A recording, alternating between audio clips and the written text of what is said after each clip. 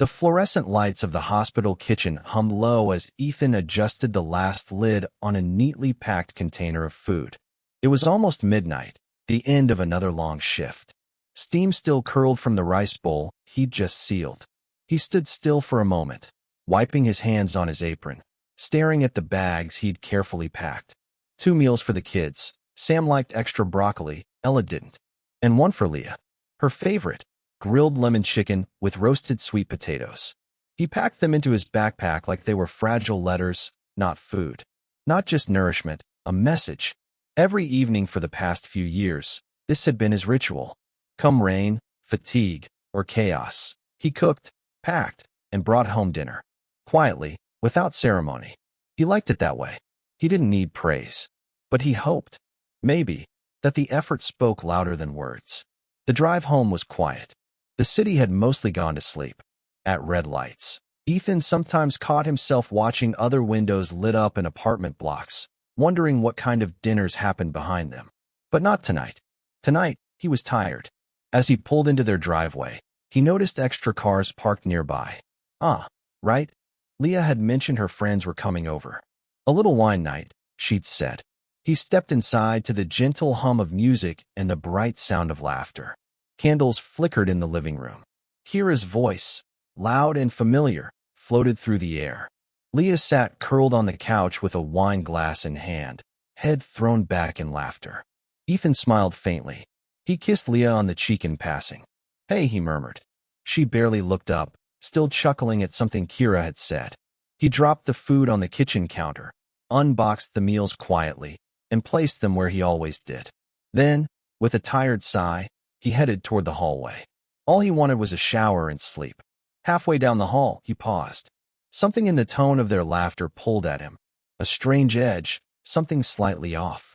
He lingered, just out of view, as Kira's voice rose again. And that's when he heard the beginning of something that would change everything. Ethan stood frozen in the dim hallway, backpack still slung over one shoulder, the quiet thud of his heart louder than the music coming from the living room. So, does Ethan ever actually cook at home? Kira's voice rang out again, sarcastic, amused. Or does he leave his chef hat at work and let you fend for yourself? He waited for Leah to laugh it off and say what he knew to be true, that he brought home dinner every night, that even after 10 hours on his feet, he made sure his family never had to wonder what they'd eat. But instead, Leah gave this little laugh, light, easy, dismissive. Oh, you know Ethan, she said, swirling her wine. He's around food all day. The last thing he wants to do at home is more cooking. The other women burst out laughing. Kira groaned dramatically. Ugh, men. My ex used to act like boiling water was an Olympic event. I swear, Leah added. Getting him to cook at home is like pulling teeth. I just handle it myself at this point. Ethan blinked. Once. Twice. That wasn't a joke. That was erasing him, casually, with a laugh and a glass of wine. He didn't move, didn't speak. The sound of Leah's voice, so familiar, so warm, now landed like a slap. Not loud, not cruel, but sharp enough to sting deep. For a moment, he considered walking back into the room, saying something, defending himself. But he didn't. He just turned, walked quietly into the bedroom, and closed the door behind him. He sat on the edge of the bed, shoes still on, staring at the floor. He wasn't angry. Not yet. Just stunned. After everything, all the late nights, the aching feet, the careful meals cooked with love, this was how she saw it. Or worse, how she wanted her friends to see it. The ceiling fan turned slowly above him as voices and laughter carried through the walls. He lay back, eyes wide open in the dark, and wondered when exactly he had started becoming invisible. Morning sunlight crept through the blinds, casting long stripes across the kitchen floor. Ethan stood by the counter, hands moving automatically, slicing fruit, prepping breakfast, packing lunchboxes. The same routine, the same quiet care. Leah walked in, hair tousled, mug in hand. Morning, she said, as if nothing had happened the night before. Morning, he replied, without looking up. She scrolled her phone, leaned against the counter, sipping coffee. The silence between them wasn't tense, not yet. But it wasn't normal either. Ethan finished his task and turned toward her. Hey, he said slowly. About last night. Leah looked up, eyebrows raised. I heard what you said to Kira, he continued. About me not cooking at home. She blinked, then scoffed softly. Oh, that? Ethan, it was just a joke. We were just talking. He nodded once. I know, but it didn't feel like a joke. It felt like you were pretending I don't do anything. Leah rolled her eyes, not unkindly, but dismissively. You're taking it too seriously. We were just having fun. Do you want me to explain every joke to you now? Ethan's jaw tightened, but he kept his voice calm. No, I guess I thought you'd have my back. That's all. Leah shrugged. It's not that deep. You're making it a thing when it's not. He didn't argue further. There was no point. She didn't hear it the way he did. Maybe she never would. That evening, Ethan followed his normal post-shift routine. He packed 2 kids' meals carefully, Sam's with extra corn, Ella's with mac and cheese. But this time, he left Leah's meal out of the equation. When he got home, the kids ran to him, excited as always. He hugged them, handed them their dinners, and sat down with them at the table. Leah entered a few minutes later, drying her hands. Her eyes scanned the bags, subtle confusion on her face. No food for me, she asked, trying to sound casual. Ethan didn't flinch. Didn't think you needed it, he said. Figured you'd handle it yourself. Her lips parted slightly, surprised. You're serious?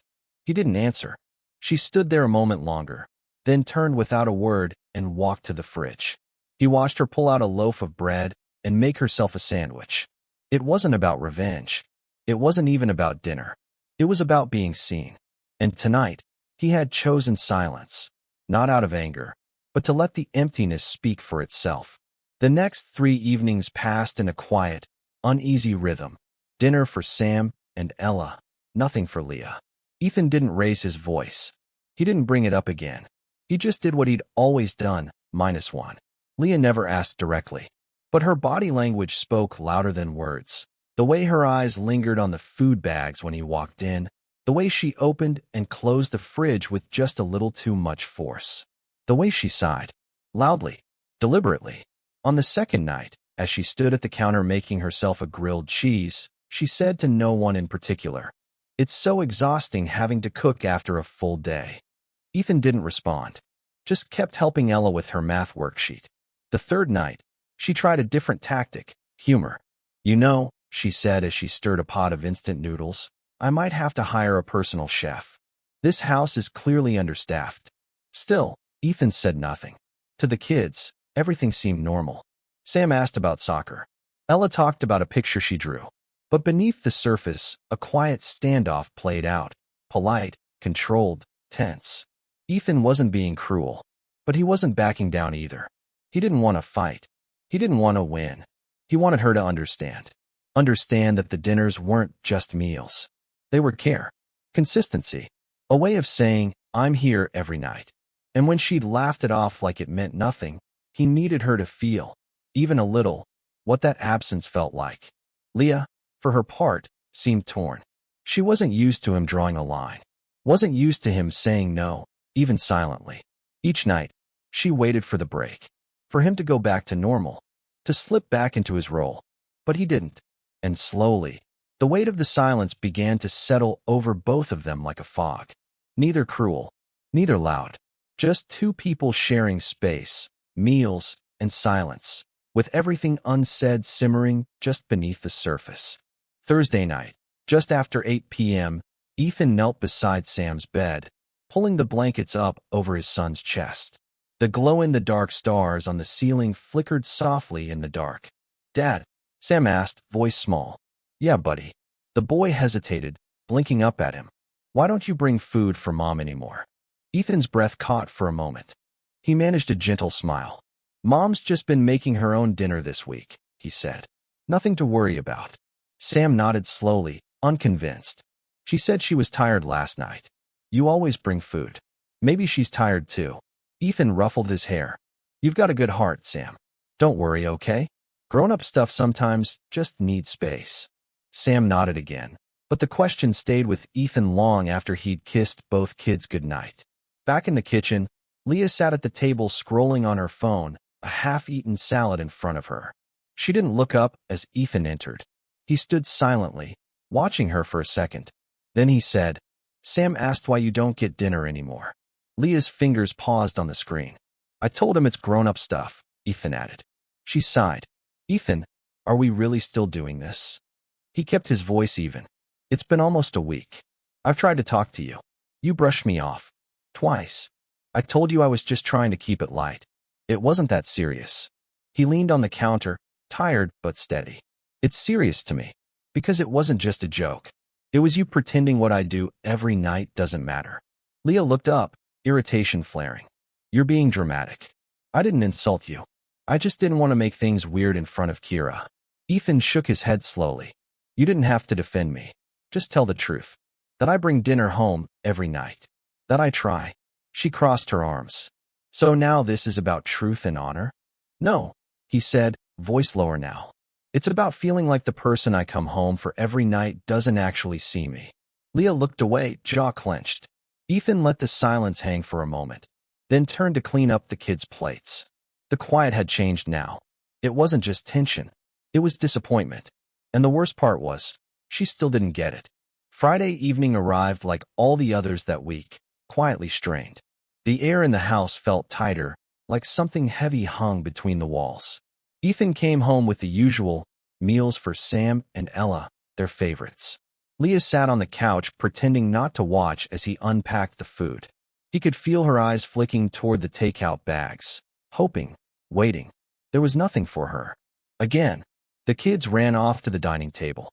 Ethan followed, chatting with Ella about her drawing, helping Sam open his juice box. Leah remained seated, motionless for a while. Then, she stood. She moved into the kitchen and pulled a frozen meal from the freezer. The loud beep of the microwave filled the silence. As the seconds ticked down, Ethan glanced toward her. She didn't say a word. But when the microwave dinged, she let out a loud sigh. Not theatrical, not mocking, just tired. She sat across from him at the table, her food steaming, untouched. For once, there was no sarcasm in her voice when she spoke. "I didn't think it would bother you this much," she said quietly. "What I said." Ethan didn't answer right away. He was tired. From work. From the silence. From trying to explain something that seemed so simple in his head. "It's not just about what you said," he replied. "It's that you didn't correct it. You let your friend believe something about me that wasn't true." Leah stared down at her tray of food. "I didn't want to make a scene. I wasn't asking for a scene. Just honesty." A long pause. Finally, she looked up at him. Really looked. "I'm sorry," she said, hesitating. "I didn't mean to make you feel like what you do doesn't matter. I didn't think." He nodded slowly. It wasn't the grand apology he had imagined. But it was something. The first real acknowledgement. Not defensive, not dismissive. Just a small, fragile truth. And even though the air was still heavy, something in the room shifted, just slightly. The first crack in the wall. And that, for now, was enough to breathe again. Saturday rolled in, quieter than usual. The kids were off at a birthday party. The house, for once, had space to breathe. Ethan used the time to clean up the kitchen, not out of habit, but just to keep his hands busy. Leah was upstairs most of the morning. No words exchanged. Not cold, just cautious. That afternoon, the doorbell rang. He wasn't expecting anyone. When he opened the door, there she was, Kira. Big sunglasses, louder voice, the same brash energy. "Leah," she called as she stepped inside, arms full of shopping bags. "I brought those candles you like." Leah came down, smiling nervously. "Hey, I didn't know you were stopping by." They settled into the living room, chatting, giggling like nothing had ever happened. Ethan stayed in the kitchen, within earshot but out of sight, unpacking groceries. And then, it happened. "So," Kira said, loud as ever, "has Ethan finally figured out how to turn the stove on yet?" She chuckled at her own joke. A beat of silence followed. Ethan froze, one hand still on a jar of peanut butter. Then Leah spoke. Her voice calm, clear, not sharp, just firm. "Actually, Ethan brings home dinner for us every night," she said. "Has for years." Kira blinked, surprised. "Oh, I didn't realize." Leah gave a small smile. "Yeah, he does. Even after long shifts. Just thought I should set that straight. Ethan didn't move. He didn't speak. He just stood there, a slow breath releasing from his chest. It wasn't a grand speech. It wasn't a dramatic defense. But it was enough. Later, after Kira left, quieter this time, Leah walked into the kitchen, leaning casually against the counter. She fidgeted with her phone, then glanced at him. I wanted to make sure she knew, she said softly, not quite looking him in the eye. Ethan turned to face her. I noticed, he said simply. And for the first time all week, they shared a silence that wasn't tense, just still, mutual. Something unspoken had shifted. Not resolved, but respected. That night, after the kids were asleep and the house had settled into its quiet rhythm, Ethan sat on the edge of the bed folding laundry. Leah was brushing her hair by the mirror, unusually quiet. She met his eyes in the reflection. I've been thinking about what you said, she began, voice hesitant. About feeling unseen. Ethan didn't interrupt. I guess, in that moment with Kira, I just wanted to blend in. Be part of the conversation. And it was easier to laugh than to explain.